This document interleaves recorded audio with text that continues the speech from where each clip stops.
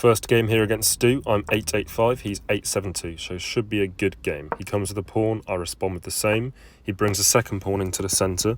I don't often see this. Usually my second move would be bring the knight out to support. However, I'm very much aware that he'd either take the pawn and attack the knight or push forward and attack the other knight. So I can't bring the knight. Instead, we'll bolster up the centre, add into the defence of another pawn. Now he brings the knight, I can bring my bishop. He brings the other knight, I bring my other bishop. Just trying to get closer to castling at every stage. Keeping the tension in the middle. He castles. I push a pawn on the outside so that in the future, if I want to play bishop to g5, I can. He comes with his bishop now. Now I push another pawn into the centre, trying to force him into taking. Because if he doesn't take, I'll take and I'll be threatening one of those pieces in the middle, either the bishop or the knight. So he's going to have to take here and break up the centre, which he does. There we go. So we trade material. But now he comes with his bishop and attacks my queen, which is pinned to my king. So this is looking pretty dangerous. However, I can still block with the knight, which I do. But he comes with his knight to now further attack my knight and my queen. So I'm thinking this is looking like a pretty dangerous position here. The bishop has eyes on my knight, pinned to the queen, pinned to the king. His knight has eyes on my knight and my queen. And then obviously he's got his queen at the top, which can come straight down that file. So I'm thinking the best thing I can do here, simplify, trade the queens, eliminate that threat. And after that's traded, now I can support my knight further with my rook, stop myself losing material. He comes with his knight, and to be honest, I'm thinking the same thing here. I might just trade away the pieces, simplify and reduce the threat, keep the material even. And now I push up, trying to force him into taking my knight, trade off materials again. So that threat that he had there has now disappeared. Whereas if anything, I'm developing more and more. I've reduced that big threat he was coming out with, and it's a nice even game. He doubles up the attack with the rooks, but I can now come out with my knight to force his rook back. So he retreats the rook. Now I can castle, bring my second rook into the game. He comes with the knight, so of course we'll take that. Now he's attacking my bishop, which is currently hanging. So of course we'll have to defend that and move in. He pushes a pawn. I guess he's just trying to, start thinking about promoting, thinking about the end game. But I'm now going to push my pawn. And the thinking behind that pawn move there was because I wanted to move my rook to the b file. If I did that, he'd have pushed his pawn, so I can't take it because it'd be defended by the two outer pawns. So by me pushing this pawn here, now if I move the rook to the b file and he tries to step his pawn forward, I would just take it. Okay, does he see that coming? I don't know, but he's misjudged it because that's just a hanging pawn now. My bishop can take. He comes in here, and again, he's hung that there now. So that after I come back, I pin the rook, which he's just moved, to the bishop. So either he's losing a bishop or a rook out of this. And he brings the pawn in, so he's accepting that he's going to lose a rook. That's a risky move from him, but we'll take it. So after all things are said and done there, I'm currently +2. Now I want to try and trade off the rook, which he doesn't accept. So I'll take the extra pawn. Now he attacks my other rook, but no worries. I'm going to move up to that second rank. So trying to block the king in, leaving mate in 1 unless he spots it. He hits me in check, but of course I've got that escape square that I did right at the start of the game. So we're going to run into that escape square. He pushes a pawn, misses mate in 1, and that's checkmate. Lovely win there. Right, thank you, Stu. Good game. On to game 2. Here with our second game, coming off the back of a nice win. So let's see what we can do. Can we continue the progress? Pawn's out, knight's out. He comes with the queen, which isn't something you see too often. It's a bit aggressive, but I'll just stick to my usual development and see if we can have a normal game here. Okay, and he doesn't seem to be pushing too hard, so he just wanted to get his queen out nice and early. Okay, but I've got my queen stacked on top of the rook, looking pretty dangerous, so I'm happy with my position. He castles now. Okay, I've got all my major pieces developed. He brings us a pawn, we'll ignore that and attack his knight. He takes, I'll have to take back. And I found my queen. Oh no. Right, I did not see that. That's a terrible start to the game. That's a pretty big blunder. I mean, thankfully, I get the rook back. So, it's not the worst thing in the world. But it's not a great start, let's be real.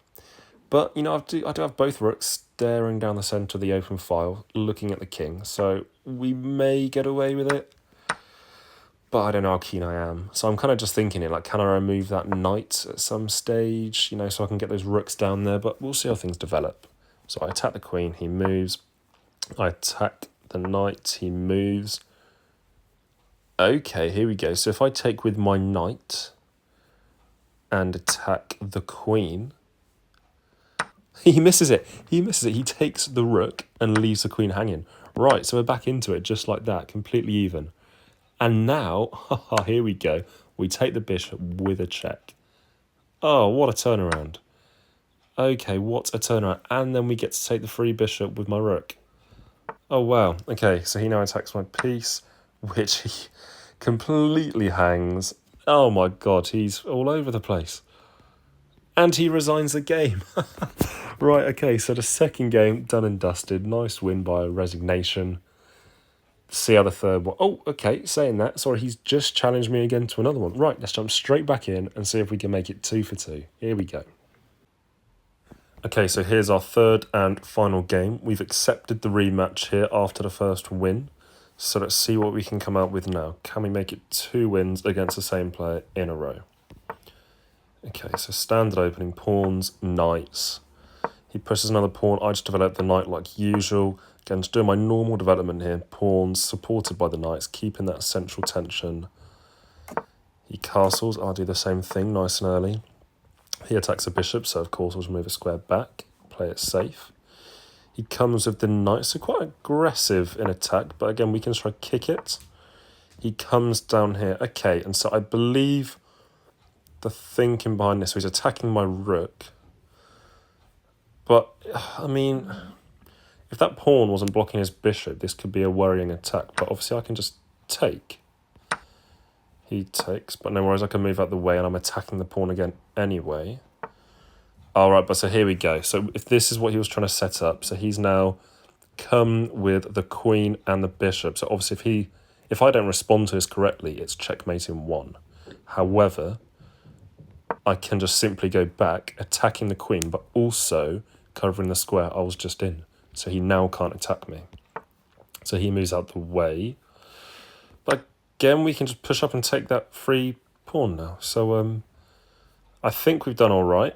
He just brings a knight to the edge of the board. I don't think you're supposed to do that, but hey, at this level, I guess anything goes. So he might have a plan up his sleeve. But so now let's just pressure that hanging bishop, which he moves back. Okay. I'll now shuffle my bishop back so I can get a discovered queen attack, which he sees coming and moves. But no worries, here we go. I've now pinned the queen to the king. So, beautiful. And, okay, in the chat, he's just told me to go and sip some tea. Okay. That was unnecessary, but okay, fair enough. Right, so we've got his queen nice and early. So this is looking like another good game. So now let's push the pawn so we can then further develop. Here we go, brings a knight, so I bring the bishop. Okay, right, he takes a free piece, no worries, but I can attack that. He moves, I obviously can't take it now because the bishop's covering, but I can threaten with my bishop. He attacks my queen, so we're going to have to move out the way, okay. Now he brings the rook attacking the bishop, so I can either move the bishop or I can take his free bishop, which I think I'll do. He takes back. But now, because he's taken back, I can take the free pawn and attack the rook. So it looks like I could win a rook out of this.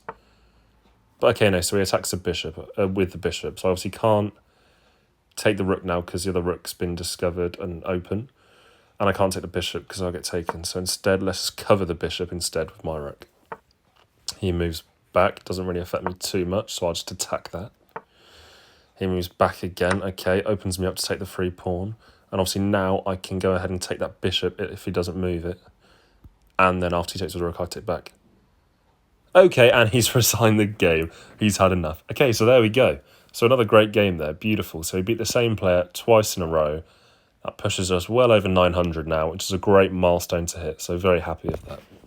So today's session has gained me 7 points from this game, 7 points from the previous game, and 8 points before that. So 22 points in total from 3 games.